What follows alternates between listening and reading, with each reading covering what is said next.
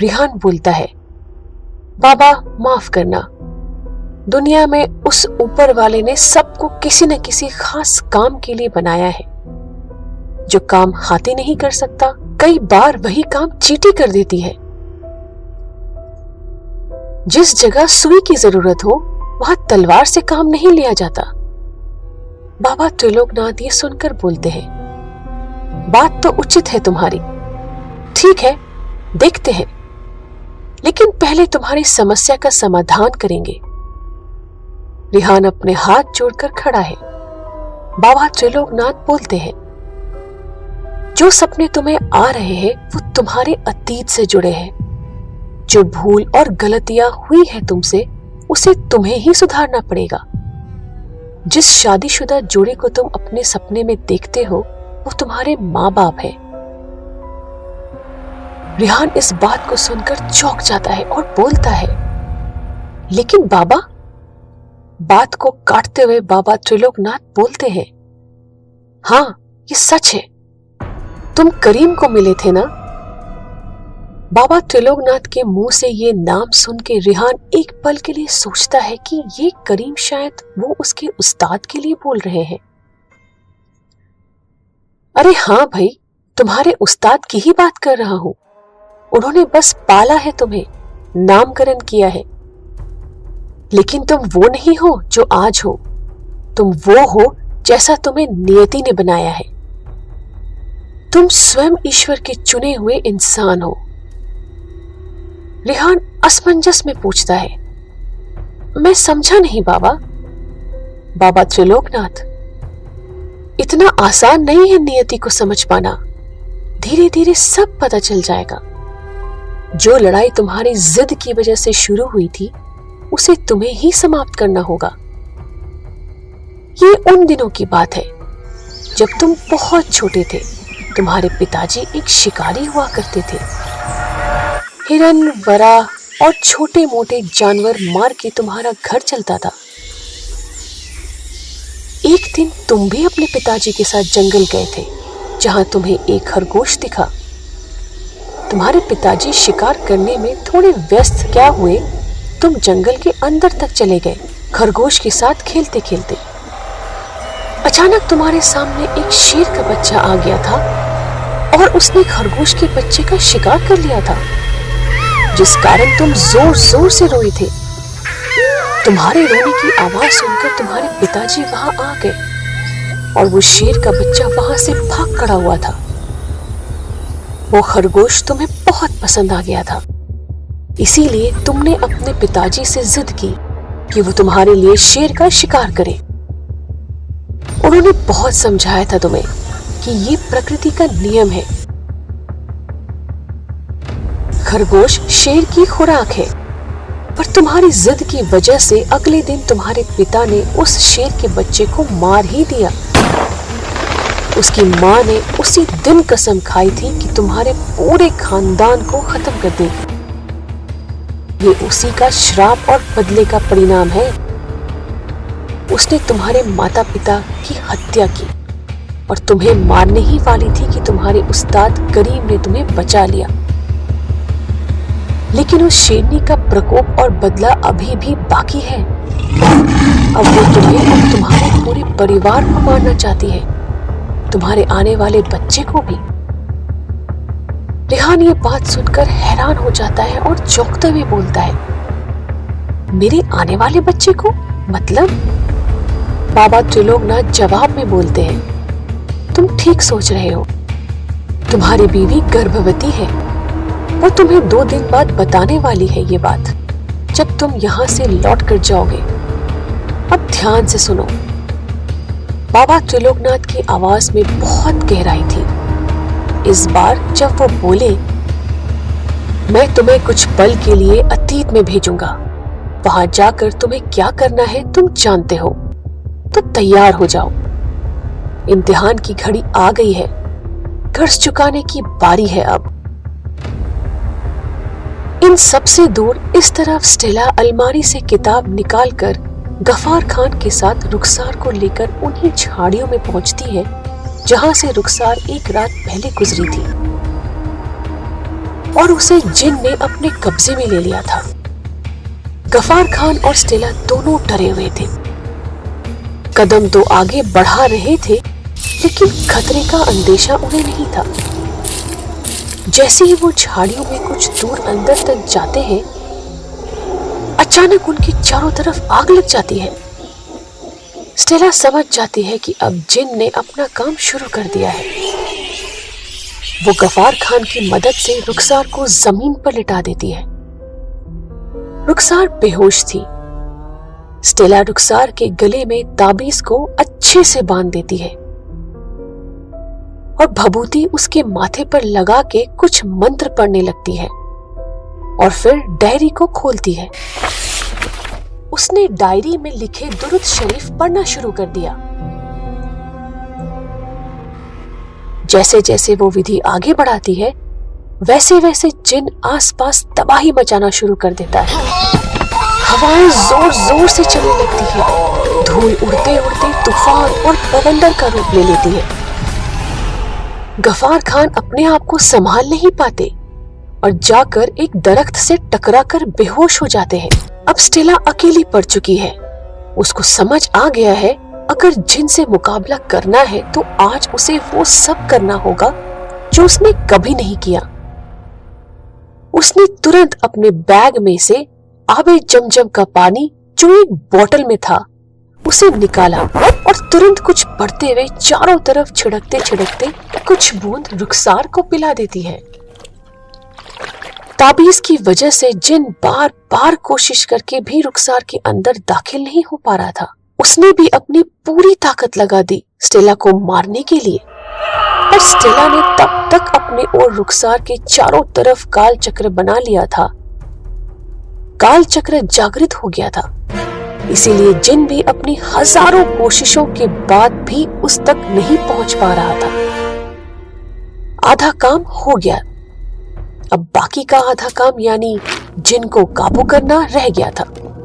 उसने डायरी में लिखे दुरूद शरीफ पढ़ना शुरू कर दिया और एक चिराग का आह्वान करने लगती है। जिन बौखलाते हुए आसपास के पूरे इलाके में जलजला ला देता है।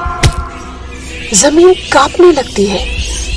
अनगिनत जगहों से भर भरा के टूट के बिखरने लगती है।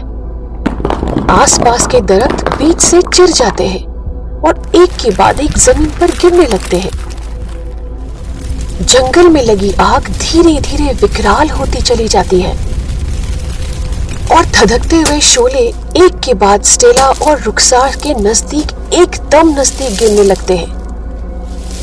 पर स्टेला अपनी जगह से टस से मस नहीं होती।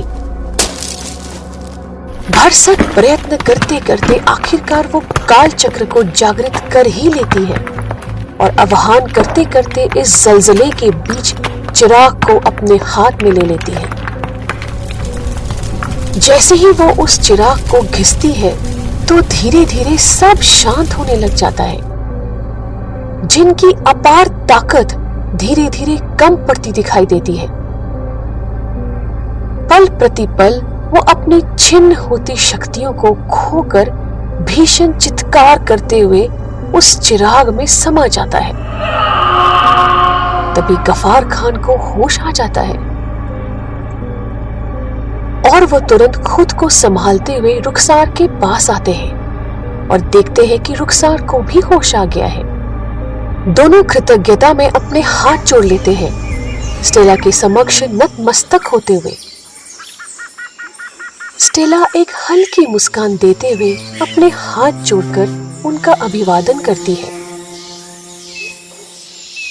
इधर रिहान अपने अतीत में पहुंच चुका था। वही गहरा घना जंगल जैसा उसने अपने सपनों में देखा था। चारों तरफ अंधेरे का राज था। चारों तरफ सिर्फ सूखे पत्ते फैले हुए दिखाई दे रहे थे, जिससे रिहान के हर कदम पे कुछ पत्तों की भर भरा कर चूर चूर होने की आहट उसकी कदम चाप की आहट में मिश्रित होते हुए सुनाई दे रही है। रिहान चलते चलते इधर उधर हर तरफ देखने की कोशिश करता है, पर अंधेरे के कारण देख नहीं पाता। कुछ दूर चला ही था कि तभी दो लोगों की बातें उसको सुनाई देती हैं। एक औरत और एक मर्द दोनों आपस में बात करते हुए आ रहे हैं। कदमों की आहट जिस तरफ से आ रही है, रेहान उसी ओर अपने कान लगा लेता है। मशाल की रोशनी से नहाया हुआ वो चेहरा अपने अंदर जल रहे जज्बातों की अलग ही कहानी कह रहा था। इनके करिश्मे से भयावह, खूंखार और क्रूरता की सारी सीमाएं लांघती, मुंह से खून और लार का मिश्रण टपकाती उस विशालकाय शेरनी भी इस करिश्माई इंसान की औरा के आगे खुद को असहाय पा रही थी। उसकी तरह घूर कर देखते हुए उस्ताद करीम बच्चे को अपने नजदीक करते हुए मुड़कर जाने लगते हैं कि तभी रेहान की आवाज से उनके कदम थितक जाते हैं। रुकिए उस्ताद जी। आवाज सुनकर वहां मौजूद सबकी निगाहें रेहान की तरफ जाती है। घनी झाड़ियों से बाहर आते हुए फिर से बोलता है रेहान, अब कब तक इसे बचाएंगे? जिंदगी भर ये हादसा एक भयावह सपना बनकर इसका पीछा करता रहेगा और ये हमेशा डरा हुआ और परेशान रहेगा। ये किस्सा आज अभी और यही खत्म करना होगा। शेरनी उसे देखते हुए बड़े खूंखार तरीके से बोलती है, आ गया तू? बरसों से तेरा इंतजार था मुझे। असल तो तेरा उस्ताद ले गया था, मगर अफसोस नहीं अब मुझे, क्योंकि तू तो असल के साथ सूद भी है। आज, हाँ आज मेरे बच्चे को शांति भी मिलेगी और मुक्ति भी। और फिक्र मत कर, ये किस्सा आज ही अभी और यही खत्म होगा। उस्ताद जी कुछ कर पाए इससे पहले रेहान ने उन्हें हाथ दिखाते हुए रुकने का इशारा किया और शेरनी के सामने घुटने टेकते हुए बोला, हाँ माँ, मार डालो मुझे। शेरनी गुर्राते हुए गुस्से से दहाड़ते हुए बोलती है, माँ मत बोल मुझे कातिल, तेरी वजह से ही मेरा बेटा मरा, आज इस दुनिया में नहीं है। रेहान उस शेरनी के गुस्से से घबरा तो रहा था, लेकिन खुद पे हावी हो रहे उस डर पे काबू पाते हुए वो बोलता है, माँ तो माँ होती है, चाहे मेरी हो या किसी और की। मैं मानता हूं मुझसे गलती हुई है, लेकिन उस गलती की बहुत बड़ी सजा मुझे मिल चुकी है। मेरे माँ बाप दोनों ही अब इस दुनिया में नहीं हैं। हाँ, लेकिन अगर अब भी तुम्हारा दिल शांत नहीं हुआ माँ, तो तुम मुझे भी मार डालो। मेरी मौत से अगर तुम्हें सुकून मिलता हो तो मुझे मौत कबूल है। इतना कहते हुए रेहान अपना सर शेरनी की तरफ कर देता है। शेरनी बहुत गुस्से में उसकी तरफ बढ़ती है और उसके खूनी पंजे हवा में लहराते हैं, किसी की भी रूह कप कपा देने वाली एक तेज दहाड़ के साथ। रेहान उस खौफ को ना बर्दाश्त कर पाने और अपनी तरफ बढ़ती मौत को स्वीकार लेने की वजह से अपनी आंखें बंद कर लेता है और तेज आवाजें आती है रेहान के साथ की झाड़ियों के टूट के गिरने की, जो रेहान की तरफ बढ़ रहे उन पंजों की चपेट में आ गई है। उस्ताद करीम भी निशब्द उस ओर देखते रह जाते हैं, लेकिन अगले ही पल वो जो देखते हैं वो देखकर जैसे उन्हें अपनी आंखों पर यकीन नहीं होता। शेरनी ने वो प्रहार अपने खिज और अपना गुस्सा निकालने के लिए रेहान पे नहीं, बल्कि उसके पीछे उन झाड़ियों पे किया था। और शेरनी की आवाज गूंजती है, मैं ये बात कभी नहीं भूलूंगी कि तेरी वजह से मेरे बच्चे की मौत हुई, पर मैं भी एक माँ हूँ और हमारे जंगल का नियम है, हम शरण में आए व्यक्ति को नहीं मारते। अगर तेरी ये गर्दन आज झुकी हुई ना होती तो ये तेरे धड़ से अलग होती।